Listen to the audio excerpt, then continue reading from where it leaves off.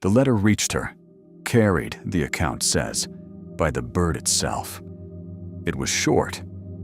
It told her not to be arrogant and to come. The queen was no fool. She gathered her council. Her general said, "We have strength. We have armies. Say the word, and we fight." But she understood something they didn't. When kings march into a city, she said, they ruin it. They humiliate its people. That is what conquest does. So instead of war, she ran a test. She sent Solomon a fortune in gifts to see what kind of king he really was. A greedy one, or something she'd never encountered.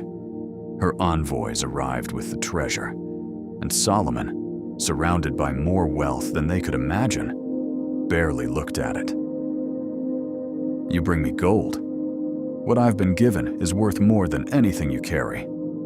He sent it all back. "Bring me your queen, not gifts." And then he turned to his court with a challenge. "Who can bring me her throne before she arrives?" A powerful jinn answered, "I'll have it here before you stand up." But another voice, a man who, the account says, had knowledge from the book, spoke quietly, "I'll bring it before you can blink."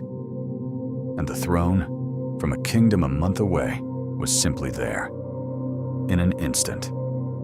And Solomon, the man who could command this, didn't gloat. He dropped to the ground. "This is a test," he said. "Will I be grateful, or will I let this make me proud?" When the queen arrived, he showed her the throne, slightly changed, and asked if she knew it. "It is as if it were the very one," she answered. "Careful, brilliant, unshaken." Then they led her into the palace. The floor was crystal, with water running beneath it. She saw a pool and lifted her dress to wade across. "It's not water," Solomon said. "It's glass." And something shifted in her. A floor that looked like water, but wasn't. A king who looked like a conqueror, but wasn't. A world that was not what it appeared. A queen with armies, wealth, and a throne of her own gave it all up for something she now believed was true. Not bowing to Solomon, but to the same thing Solomon had bowed to his entire life. But the accounts don't pretend he was perfect, and that is what makes the story land. Solomon had a weakness: horses. Fine, fast, magnificent horses. He loved them.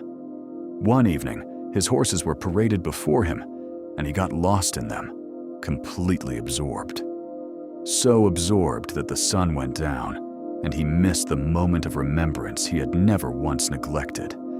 And he said it out loud, with painful honesty. "I let my love of these things pull me away from what matters most." What he did next is the whole point. He didn't make excuses. The very thing that had distracted him, the horses, he gave away.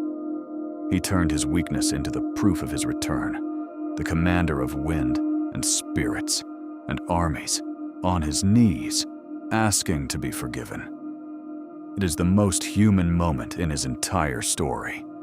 No matter how much power is in your hands, you can still be pulled off course. What defines you is whether you turn back. And then there is how he died, which might be the strangest death ever recorded. The jinn were working under his command, building his great projects, and Solomon stood watching them, leaning on his staff. And in that position, he died. But no one knew. His body stayed upright, leaning on the staff, and the jinn, who feared him too much to come close, kept working. They assumed he was still watching, so they labored on for a long time, building for a king who was no longer alive, until a single small creature, a worm, quietly ate through the inside of his staff, and the great king's body finally fell. Only then did they realize the one they had feared had been gone all along. Sit with what that means. Beings of fire, from the unseen world, immensely powerful. And they couldn't tell that a man had died. The most powerful human in history left the world the same way he lived in it, quietly, standing upright, watched over by no one. So why has this story survived for thousands of years? Maybe because it answers a question every powerful person eventually faces, and almost always gets wrong. Solomon commanded more than any human before or since, and the first word out of his mouth when offered the world was, "Forgive me."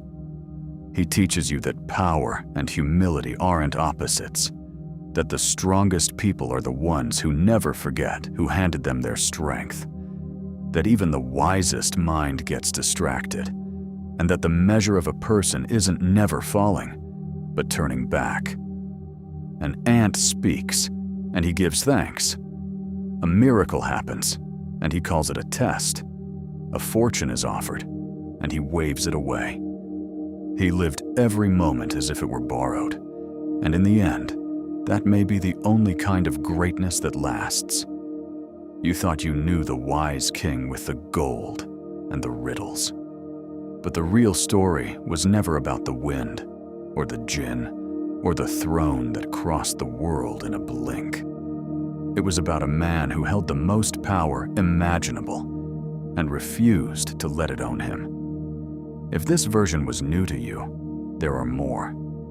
Stories you think you know, told the way you were never taught them. Subscribe and tell me which one comes next.